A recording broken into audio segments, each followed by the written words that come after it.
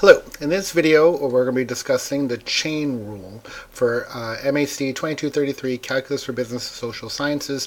We've already covered product rule and quotient rule. Now you have some notes here, but let's just do some examples. So how do we know if it's chain rule? When we have something like 1 plus x squared raised to the third power, stuff raised to a number, that's chain rule. So this would be set up for chain rule. So we want to take the derivative of 1 plus x squared raised to the third. So how do we do it? The 3 goes to the front, inside stays the same, subtract 1, 3 minus 1 is 2, but we're not done. It doesn't feel like we're done because we still need to take the derivative of the inside.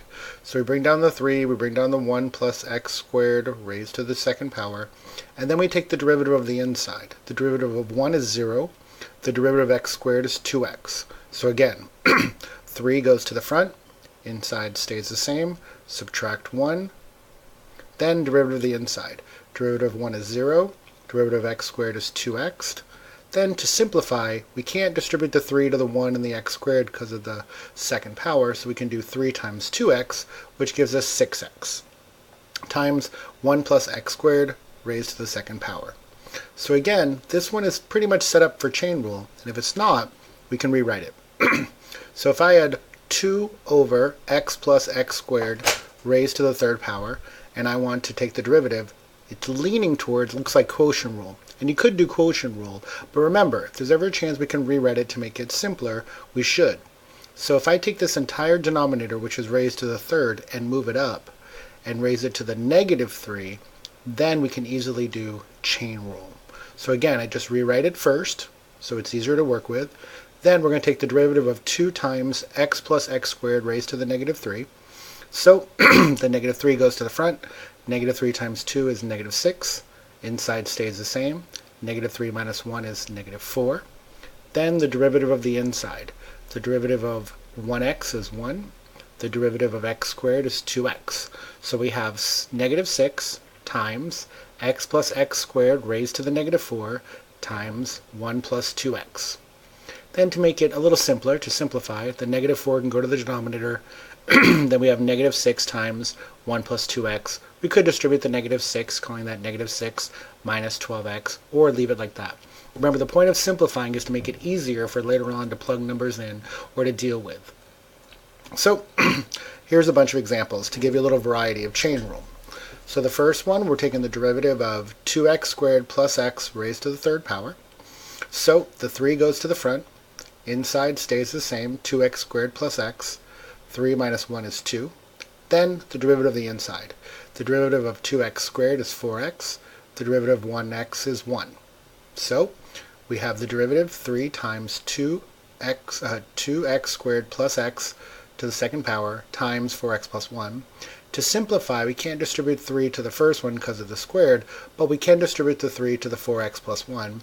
So 3 times 4x is 12x.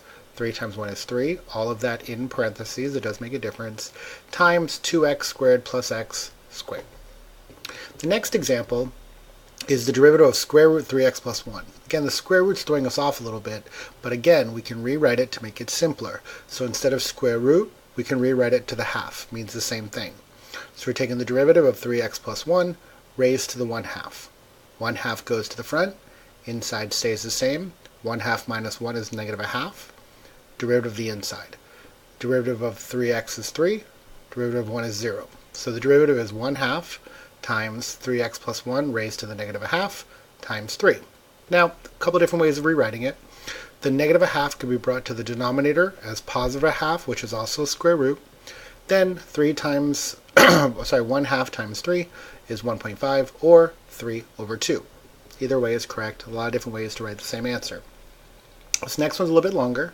We're taking the derivative of 2x to the fifth plus x squared minus 20, all raised to the negative 2/3. Ready to go. So the negative 2/3 goes to the front, times 2x to the fifth plus x squared minus 20, leave it the same. Negative 2/3 minus 1 is negative 5/3, times the derivative of the inside. Derivative of 2x to the fifth is 10x to the fourth. Derivative of x squared is 2x, and the derivative of negative 20 is 0. Now to simplify, the negative 5/3, we can move that to the denominator, make it a positive 5/3. Then we have negative 2/3 times 10x to the fourth plus 2x. You could distribute, but either way, depends what you think is simpler. Excuse me. Now the next one, we have the derivative of 1 over x squared plus x. Now your first inclination is probably to do quotient rule, and quotient rule would work. But since we're doing chain rule, maybe I can rewrite it so we can do chain rule. So all of this denominator is raised to the 1, so if I move it all up, it could be raised to the negative 1. Now it's chain rule. Again, I just rewrote it. So the derivative of x squared plus x raised to negative 1, the negative 1 would go to the front, inside stays the same, negative 1 minus 1 is negative 2, times the derivative of the inside, derivative of x squared is 2x, derivative of 1x is 1. Excuse me, to simplify, the negative 2 would go to the denominator, and then I can distribute that negative 1, make it negative 2x, negative 1 times 1, negative 1. Now let's look at a couple of harder examples. In this case, we have a lot of stuff raised to the negative 3, but overall it's chain rule.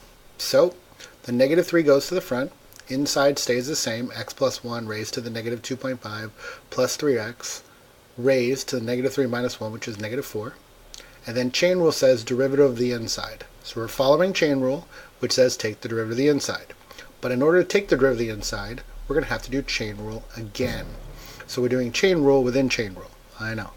So the negative 2.5 goes in front, inside stays the same, negative 2.5 minus 1 is negative 3.5. Again, chain rule says derivative of the inside, derivative of 1x is 1, derivative of 1 is 0.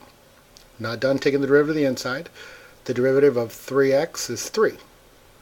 Now, that was a lot of work, but we did chain rule within chain rule because we're learning product rule, quotient rule, chain rule to use when we need it. And in this case, we're doing overall chain rule, and then within chain rule, we need to do chain rule again. Now to simplify, this negative 4 can go to the denominator as positive 4, and we can distribute the negative 3, but the idea here is just to get some experience with a harder one. With the next one, we have we're trying to take the derivative of x plus 10 raised to the third times the square root of 1 minus x squared. Now again, if we can rewrite it to make it simpler, we should.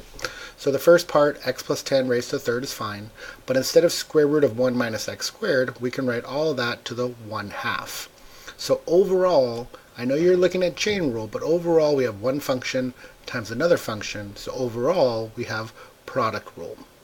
So derivative of the first times the original second plus original first times the derivative of the second.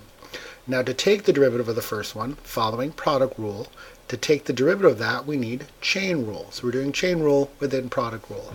So the 3 goes to the front, x plus 10 minus 1 is 2, derivative of the inside, derivative of 1x is 1, derivative of 10 is 0, times the original second one, plus the original first one, times the derivative of the second. Now to do the derivative of the second, we need chain rule again.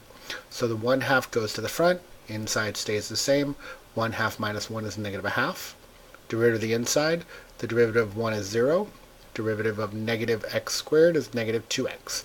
And you can simplify, but here's just an example of a harder one. We're going to skip this next application, and then in the next video, we're going to talk about special ones like logarithmic and exponential functions. Thank you.